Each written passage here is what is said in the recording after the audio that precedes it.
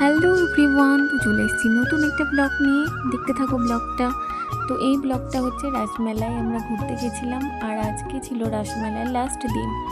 তো এটা হচ্ছে মেলায় আমরা ঢুকছি এখন।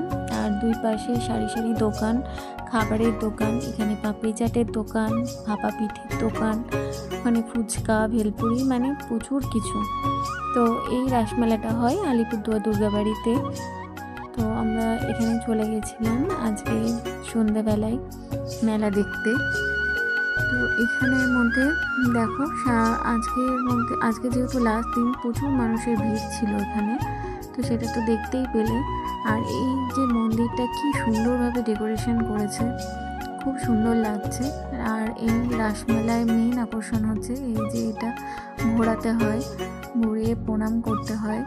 তো সেই জন্য চলে গেছিলাম। আর এখানে দেখো রাসকুঞ্জ কি সুন্দরভাবে ডেকোরেশন করেছে, খুব সুন্দর লাগছে দেখতে জায়গাটা।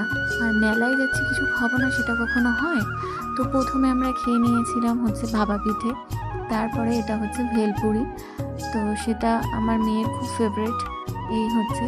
আর এখানে আলিপুরদুয়ারের ফেমাস হচ্ছে এই পাঁশকুড়ার চপ, তো সেটাও আমরা খেয়ে নিয়েছি।